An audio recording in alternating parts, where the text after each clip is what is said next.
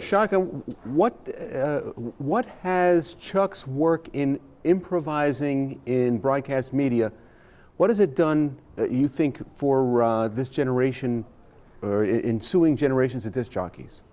Well, I think a study of Chuck McCann is absolutely fascinating, because a lot of stuff that that he does is totally off the cuff. I mean, it's not written down. He may have a little idea in his head, but it's totally off the cuff. And when things happen, as they do when you're doing stuff live, he makes it a part of the show. And it turns out that it's prepared, and it brings a tear to the eye of the shotgun. Oh my God. Only you can prevent forest fire. That's how I lost my hair. My hair caught on fire. See, now I improvise just a little bit. No, you do. You do. But you do very well. But you're the master of it. You make me look like a preliminary boy. Come on. You know, it's just I mean, you do radio. You don't have a script. You know? I know. But you know what? Nobody has a script. Well, I did television, kids television shows for a while, not as long as Chuck, but only about 17 years. And then this TV party wanted my show on this website.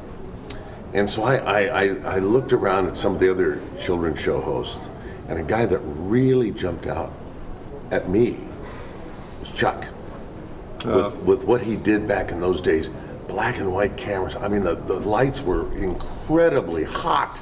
As a matter of fact, Chuck has a story about when, why don't you tell that story about the hot lights? Oh, well, I I went into the studio. The first time I went in there was, we had 10K, that's 10,000 watt lights over us. And I went in, but if you put your hand down on a Formica table, which they rolled around, you know, you had like a countertop, you would actually burn your hands. You'd go, gee whiz, you know. And the first time I did the show, the lights, the ceiling was very, very low. It was an 8-foot ceiling, and then they took away the false ceiling, so there was 10 feet altogether. So that included the scoop of the light. And I said, do you smell something burning? And the cameraman says, yeah, it's your hair. I love that. And sure enough, I mean, that's what it was. Must have happened to you. Well, black and white television, you had to have a lot of light, man. Yeah. I mean, well, it wasn't low light like he has on his HD camera. No, God, no.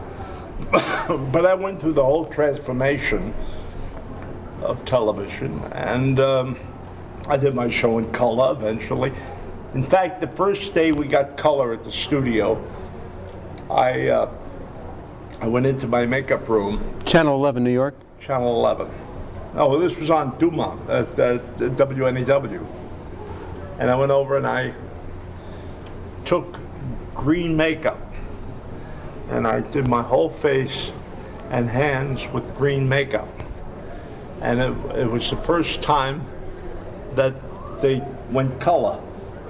And so I said, well, here we are on the first day of color television. And the engineers, the cameramen, did not tell, they sworn to secrecy, not to tell the guys upstairs who were the color correctors what I was doing. So they started to adjust this, try to get my flesh face, you know. And by the time they did, they got my face flesh, but our suits turned pink, the background turned green, aquamarine. I mean, and you could see the people at home ruining their sets, you know. Oh, I got a chewing out for that. That was terrible. But it was a funny bit. Yeah, but you know. I know.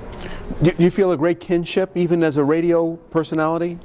Oh yeah, well, I admire this guy so much. You must have done practical jokes as a radio. Not like you. No, I was a good boy. I did Really? what my director said to do something, and I did it. You know. Yeah. You know what I did one time? No. I turned the clocks back at the studio. So when the people came in, they started, the lights went on and everything. They thought they were going on the air, and it was 20 minutes before the show. So they did 20 minutes of the show without being on the air. Well, now, if I may share this really did happen to me on Words of Pop, and this was the game show that I did for kids. In San Diego? In San Diego, but it was syndicated across the country. McGraw-Hill owned the show. But now we did 5 shows a day, because, Sure. they didn't want 5 different changes and all that stuff. So this didn't happen on the air, but this happened off the air.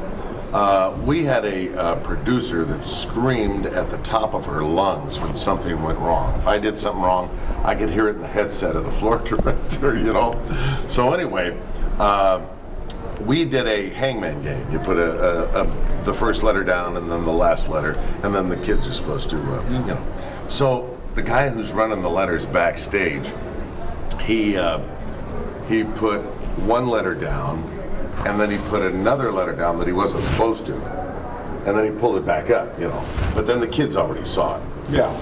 So Carol Nafee, this producer, she's yelling and screaming because we're trying to do this live, but she stopped tape.